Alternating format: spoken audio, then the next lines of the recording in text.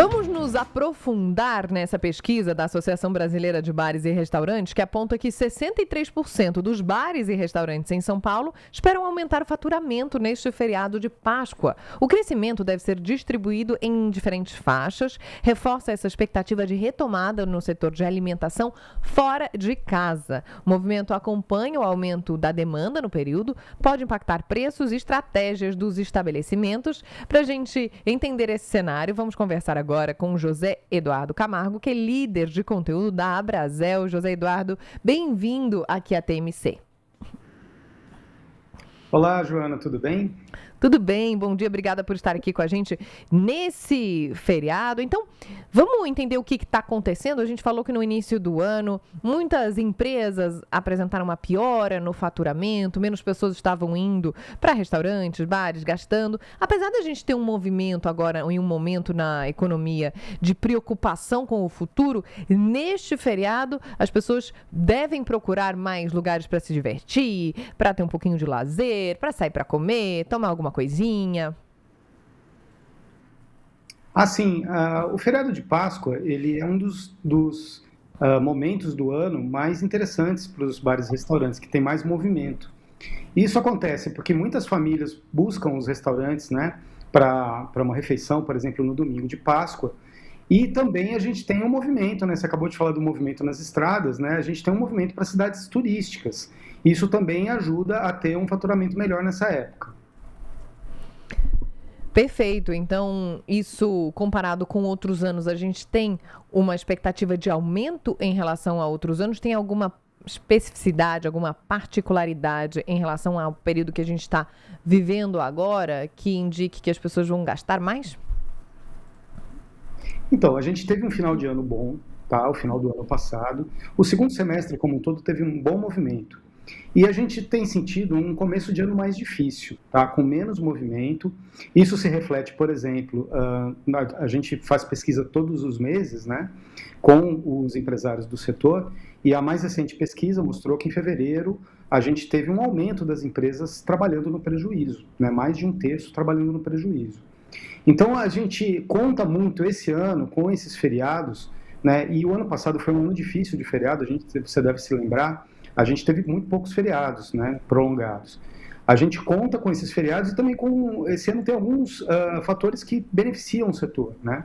A gente tem Copa do Mundo, por exemplo, que sempre movimenta o setor, e a gente também tem as eleições que injetam um certo dinheiro na economia e isso acaba se refletindo também no melhor movimento. José Eduardo, e como é que isso pode impactar, influenciar, mudar o preço para os consumidores? Existem estratégias adotadas por proprietários de bares e restaurantes? Esse ano a gente voltou a ser muito impactado pela inflação dos alimentos, né? A inflação, o IPCA, que mede a inflação, mostrou que neste começo de ano os bares e restaurantes voltaram a ficar abaixo da inflação média e muito abaixo da inflação dos alimentos. Então, a gente está contendo margem de novo. Isso para o consumidor, né, significa o quê? Que está mais difícil, mas que ele vai encontrar uma situação relativa de controle de preços nos estabelecimentos, né? O que a gente recomenda para o dono de bar e restaurante é que ele sempre esteja muito atento ao cardápio, inovando, trazendo insumos novos, né? No caso da Semana Santa, por exemplo, a gente trabalha muito com peixe. Tem o tradicional bacalhau do domingo, né? Mas também o consumo de peixes aumenta muito. Então, você ficar atento ali para o cardápio. Hoje a gente tem uma variedade muito grande, né, de opções de peixe, e até para substituir peixes que podem estar um pouco mais caros nessa época.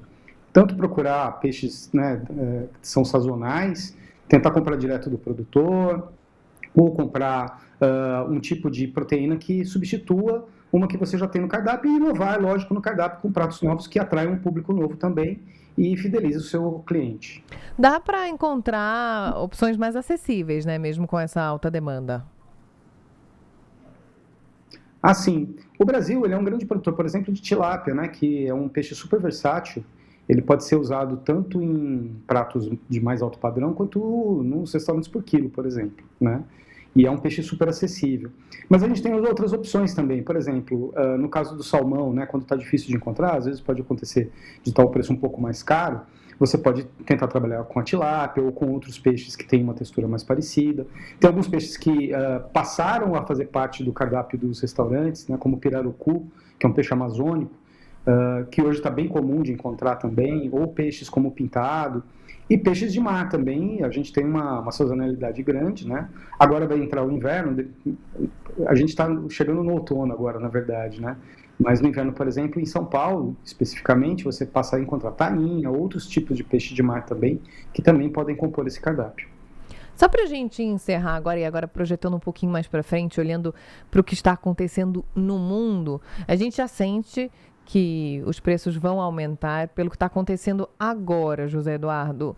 O setor de bares e restaurantes não tem como segurar preços quando existe uma pressão inflacionária muito grande. Claro que sempre tentam, sempre há uma tentativa de não repassar isso para o consumidor, porque afugenta o consumidor preço mais alto.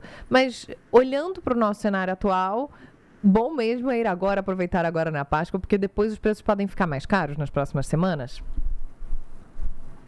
Você tem uma composição, né? Quando a inflação aumenta, realmente o empresário ele se vê numa situação difícil, porque ou ele tenta acompanhar a inflação, né? E quando eu falo inflação não é só dos insumos, tá? Que são alimentos e bebidas, a inflação como um todo, porque o bar e restaurante também paga energia elétrica, também tem transporte, né? Então você tem a inflação agindo como um todo em cima do empresário.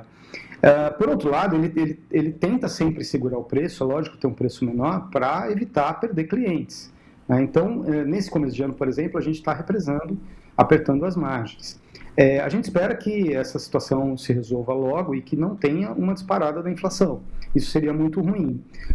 Por outro lado, como eu disse, acho que a gente tem um cenário esse ano que tende a ser favorável, principalmente no meio do ano e no segundo semestre também com a eleição. Então, talvez as coisas se equilibrem um pouco, né? É a nossa esperança. Agora, o ano começou mais difícil, a gente teve uma desaceleração na contratação dos bares e restaurantes, por exemplo, né? O CAGED mostrou isso, e a PNAD também, apesar de a gente estar hoje com um dos maiores salários, o maior salário médio dos 2 últimos anos no setor. E mesmo assim a gente teve uma desaceleração nas contratações. Isso significa que o ano começou um pouco mais difícil mesmo, e a gente espera que realmente esse impacto da inflação não seja grande. Mas se for, a gente também espera que volte o mais rápido possível.